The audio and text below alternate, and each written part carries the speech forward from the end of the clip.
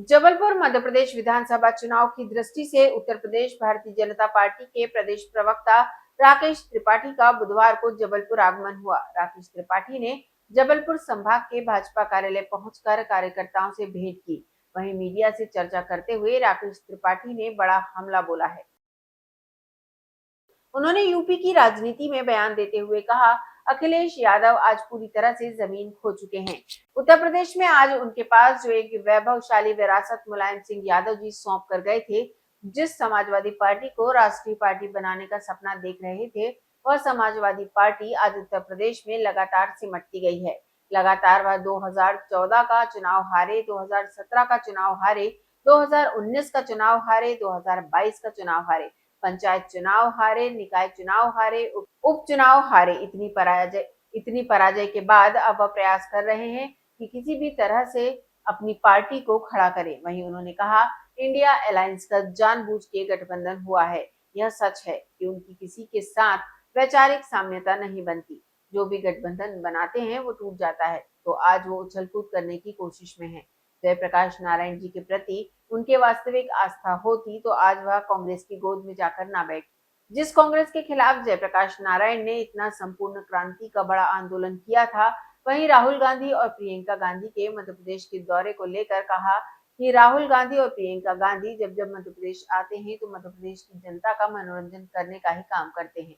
जब जब उनके भाषण होते हैं तो कपिल शर्मा के शो की उस दिन गिरावट होती है, उसके दर्शकों की संख्या कम होती है। तो राहुल गांधी जी की बातों को राजनीति में गंभीरता से लेना भी नहीं चाहिए। उनकी बातों को हंसी मजाक के तौर पर देखते हैं और वास्तविकता में जिस तरह का छल उन्होंने मध्य प्रदेश की जनता के साथ किया, 2018 के विधानसभा चुनाव में जो झूठे वादे किए थे, उन्होंने जो झूठी गारंटी दी थी, जनता उनका जवाब चाहती है। 15 माह की कमलनाथ सरकार ने आखिरकार उन वादों को पूरा क्यों नहीं किया और उन वादों के लिए अब तक राहुल गांधी जी ने माफी क्यों नहीं मांगी।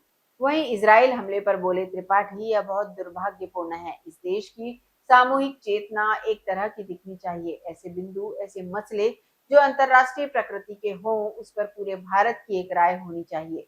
उसमें किसी प्रकार का कोई राजनीतिक मतभेद नहीं हो सकता है। कोई मजहब, कोई भाषा उसमें और ऊपर नहीं की जा सकती। देश के मसले पर राष्ट्र प्रथम होना चाहिए। देखिए, अखिलेश यादव जी आज पूरी तरह से जमीन खो चुके हैं। उत्तर प्रदेश में आज उनके पास एक जो वैभवशाली विरासत मुलायम सिंह यादव जी सौंप गए थे, जिस समाजवादी पार्टी को राष्ट्रीय पार्टी बनाने का सपना देख रहे थे, वो समाजवादी पार्टी आज उत्तर प्रदेश में लगातार सिमटती गई है। लगातार वो 2014 का चुनाव हारे, 2017 का चुनाव हारे, 2019 का चुनाव हारे, 2022 का चुनाव हारे, पंचायत चुनाव हारे, निकाय चुनाव हारे, उपचुनाव हारे। इतनी पराजयों के बाद अब वो प्रयास कर रहे हैं किसी भी तरह से कि अपनी पार्टी को खड़ा करें। इंडिया अलायंस का जानबूझ करके गठबंधन हुए। सच ये है कि उनकी वैचारिक किसी के साथ साम्यता बनती नहीं। जो भी गठबंधन बनाते हैं वो टूट जाता है। तो आज वो उछल कूद करने की उन्होंने कोशिश की है। जयप्रकाश नारायण जी के प्रति उनकी अगर वास्तविक आस्था होती तो आज वो कांग्रेस की गोद में जाकर न बैठते, जिस कांग्रेस के खिलाफ जयप्रकाश नारायण जी ने इतना संपूर्ण क्रांति का बड़ा आंदोलन किया था। देखिए, बहुत दुर्भाग्यपूर्ण है। इस देश की सामूहिक चेतना एक तरह की दिखनी चाहिए। ऐसे बिंदु, ऐसे मसले जो अंतर्राष्ट्रीय प्रकृति के हों, उस पर पूरे भारत की एक राय होनी चाहिए। उसमें किसी प्रकार का कोई राजनीतिक मतभेद नहीं हो सकता है। कोई मजहब, कोई भाषा उसमें ऊपर नहीं की जा सकती है। देश के मसले पर राष्ट्र प्रथम होना चाहिए। ये दुर्भाग्यपूर्ण है कि कुछ लोगों ने मजहब को आगे रखने का प्रयास किया है। ऐसे लोगों को चिन्हित करके उनके खिलाफ ठोस और कठोर कार्रवाई होनी चाहिए। अलीगढ़ मुस्लिम यूनिवर्सिटी के मामले में भी प्रशासन ने एफआईआर दर्ज की है और ऐसे लोगों को चिन्हित किया जा रहा है जिन लोगों ने देश के रुख से अलग होकर के अपना विशेष रुख रखने का काम किया है। सीडब्ल्यूसी में भी कुछ रेजोल्यूशन पास किया है। देखिए, सीडब्ल्यूसी का रेजोल्यूशन भी कांग्रेस की उसी मानसिकता को दिखाता है जहां कांग्रेस आतंकियों का समर्थन करती रही है।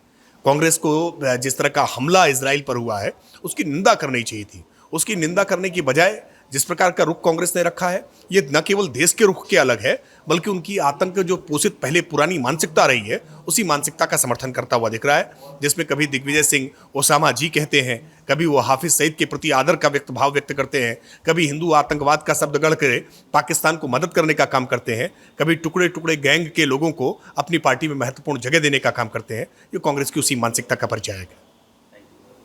यह दुर्भाग्यपूर्ण है कि कुछ लोगों ने मजहब को आगे रखने का प्रयास किया है। ऐसे लोगों को चिन्हित करके उनके खिलाफ ठोस और कठोर कार्रवाई होनी चाहिए। अलीगढ़ मुस्लिम यूनिवर्सिटी के मामले में भी प्रशासन ने एफआईआर दर्ज की है और ऐसे लोगों को चिन्हित किया जा रहा है जिन लोगों ने देश के रुख से अलग होकर के अपना विशेष रुख करने का काम किया है। मैंने कुछ रिजर्वेशन पास किया है। सीडब्ल्यूसी का रिजोल्यूशन भी कांग्रेस की उसी मानसिकता को दिखाता है जहां कांग्रेस आतंकियों का समर्थन करती रही है। कांग्रेस को जिस तरह का हमला इजराइल पर हुआ है उसकी निंदा करनी चाहिए थी। उसकी निंदा करने के बजाय जिस प्रकार का रुख कांग्रेस ने रखा है यह न केवल देश के रुख से अलग है